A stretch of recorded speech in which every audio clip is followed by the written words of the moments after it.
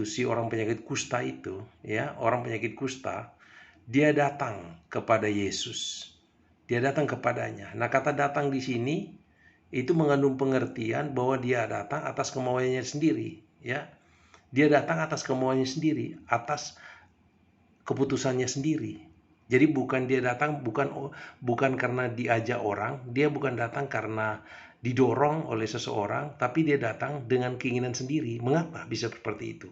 Ternyata pada ayat-ayat sebelumnya kita melihat bahwa si kusta ini sudah banyak mendengar apa yang dilakukan oleh Tuhan Yesus. Seperti ayat-ayat sebelumnya di ayat 23, di mana ada orang yang kerasukan roh jahat, kemudian disembuhkan oleh Yesus. Kemudian ayat 28, akhirnya oleh karena peristiwa itu tersebarlah berita itu ke seluruh Galilea. Ayat 33 juga dikatakan ada begitu banyak orang. Banyak sekali orang yang menderita, banyak orang yang sakit dibawa kepada Yesus dan mereka semua-semuanya dipulihkan, mereka semua disembuhkan. Dan saya percaya bahwa orang kusta ini sudah mendengar hal itu. Dia sudah mendengar, dia mendengar berita tentang Yesus yang telah menyembuhkan, Yesus yang menolong orang-orang, Yesus yang sangat mengasihi. Oleh berita itulah sehingga dia datang kepada Yesus. Apa yang dia lakukan? Dikatakan di sini, para kalon, dia datang untuk memohon.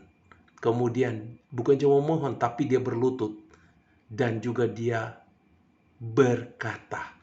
Jadi ini ada 4 kata kerja, erketai, ya, dia datang dengan sendirinya, dia memohon, dia berlutut dan dia berkata. Ini kata ini, semua ini terjadi pada waktu yang bersamaan. Jadi orang kusta ini ketika dia sudah mendengar berita baik, kabar baik, berita Yesus yang menolong orang, Yesus yang membantu orang, Yesus yang telah menyembuhkan orang, dia akhirnya datang dengan sendirinya. Jadi Bapak Ibu Saudara, dari kebenaran firman Tuhan ini kita bisa melihat bahwa orang bisa datang kepada Yesus. Orang yang orang kusta ini pada zaman itu adalah satu penyakit yang memang sulit disembuhkan dan tidak ada yang dapat menyembuhkan selain Tuhan yang menyembuhkan. Dan juga penyakit ini itu orang yang sudah kena penyakit kusta atau lepra ini, mereka biasanya diasingkan, ya, diasingkan mereka, dikucilkan mereka dari tengah-tengah komunitas. Mereka diusingkan. Jadi mereka menjadi orang-orang yang sangat terpinggirkan, menjadi orang-orang yang dikucilkan, Bapak Ibu Saudara. Tetapi ketika dia mendengar berita Yesus yang begitu baik, Yesus yang sangat mengasihi, Yesus yang sudah menyembuhkan banyak orang, Yesus yang sudah menolong banyak orang, dia datang dengan inisiatifnya sendiri, bukan cuma datang, tapi dia memohon, bukan cuma memohon, tapi dia berlutut, dan dia berkata kepada Yesus. Apa yang dia katakan? Dia katakan begini, engkau mampu, engkau sanggup, to be powerful, engkau sanggup memulihkan aku, engkau sanggup menyembuhkan aku, karena aku tahu kesanggupan itu. Nah, kata dinamai di sini, dinasai di sini mengandung arti yaitu present indicative middle. Apa yang dimaksud present indicative middle? Artinya Yesus itu punya kuasa dan kuasanya itu bukan bersumber dari mana-mana, tapi bersumber dari dalam dirinya sendiri. Dan orang penyakit kusta itu tahu bahwa di dalam diri Yesus itu ada kuasa, di dalam diri Yesus ada kekuatan, ada kesanggupan. Dan dia katakan, jika engkau mau, kalau engkau mau, ya, mau ean di sini yaitu mau dengan benar. Kalau engkau mampu menyembuhkan aku, Tuhan.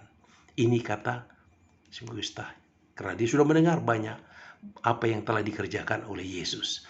Dan bagaimana respon Yesus? Ketika Yesus mendengar hal ini, pada ayat 41 dikatakan, dia apa? Maka tergeraklah, bahasa Indonesia bilang tergeraklah ia dari belas kasihan. Apa yang dikatakan di sini dalam bahasa aslinya? Dalam bahasa aslinya dikatakan to have compassion, participle auris. Artinya ketika Yesus mendengar, ketika Yesus melihat orang itu datang, orang kusta itu datang, memohon, berlutut, dan berbicara, dan mengakui bahwa dalam diri Yesus ada kekuatan untuk menyembuhkan dia. Dan apa yang reaksi dari Tuhan, maka tergeraklah ia oleh belas kasihan.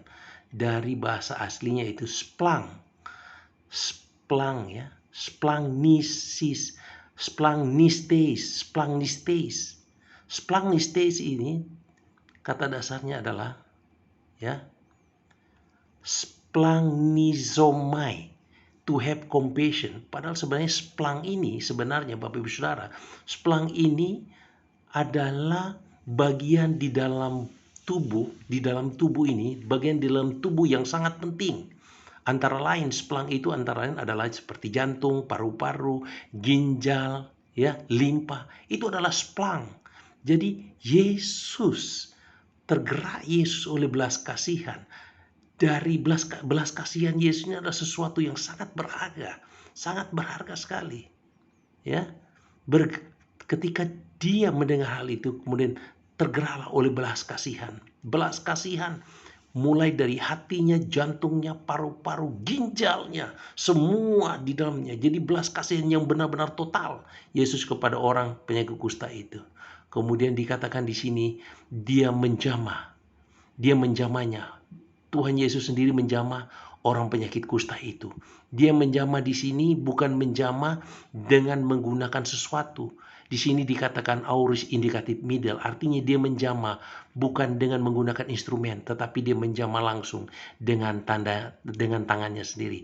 Dan dia katakan, "Ya, aku mau."